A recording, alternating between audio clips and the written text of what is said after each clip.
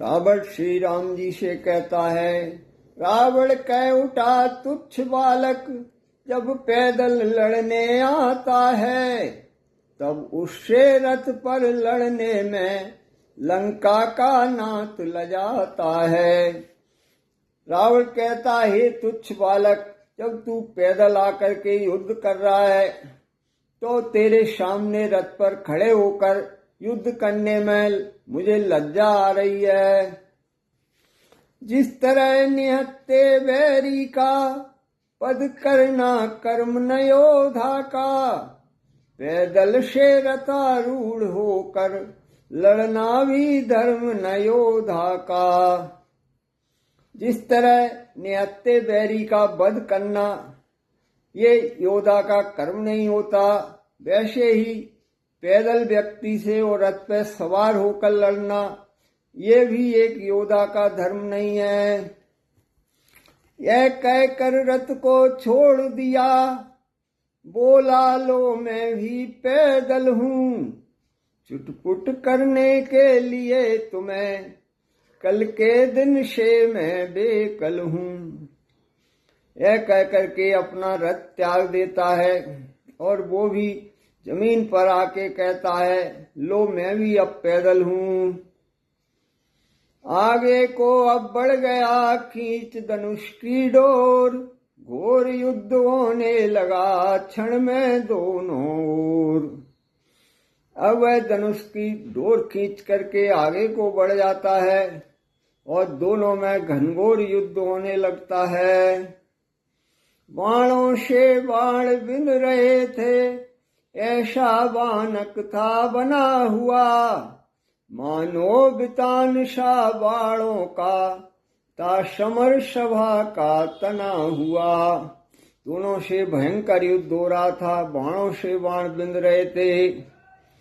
प्रतीति लाल न शोणित से था लाल गलीचा मखमल का, रक्त स्थल बना रण स्थल वह नर्तन था जहाँ वीरा दल का।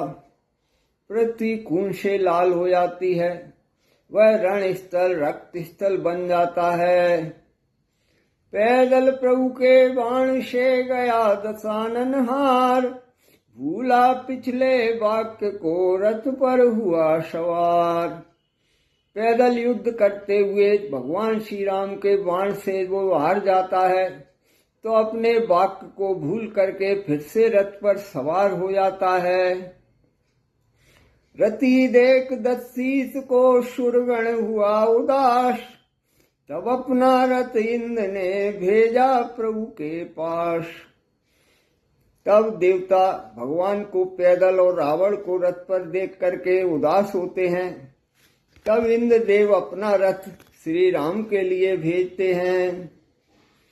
इस तरह राम भी रति हुए, लक्ष्मण भी पाश विराज गए, कपि भालु गणों के विकट कटक रथ के चारों दिश साज गए। इंद्रदेव का रथ श्री राम जी के पास आ जाता है, श्री राम जी उस पर विराज जाते हैं, साथ में लक्ष्मण जी भी विराज जाते हैं। श्री राघवेंद्र की जय कहकर ठन गई लड़ाई अब भारी, खिसियाए हुए कीश दल ने वीरता दिखाई अब भारी। श्री रामचंद्र जी की जय ऐसा कहकर वानर दलों में और राक्षसों में लड़ाई ठन जाती है। तब खिसियाए हुए वानरों ने अपनी भारी वीरता दिखाई।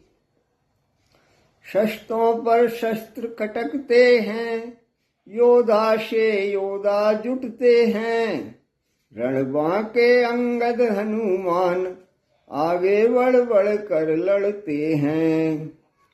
शस्त्रों से शस्त्र खटकने लगते हैं और योद्धाओं से योद्धा भिड़ जाते हैं। अंगद हनुमान भी आगे बढ़ चढ़कर युद्ध करते हैं। सब और यही आवाज हैं, कांटो छांटो पकड़ो खाओ, देखो देखो घेरो घेरो, मारो मारो धाओ धाओ। चारों तरफ यही आवाजें आ रही हैं, काटो छांटो पकड़ो खाओ और घेरो मारो। पृथ्वी पर पटने लगे कट कट कर बलवान, मुर्दों की बस्ती बनी लंका का मैदान। उस पृथ्वी पर शीश कट करके उनके वीरों के गिरने लगे और लंका का मैदान मुर्दों की बस्ती बन गया। रघुकुल नायक के बाणों ने रघुकुल की शक्ति दिखाई दी।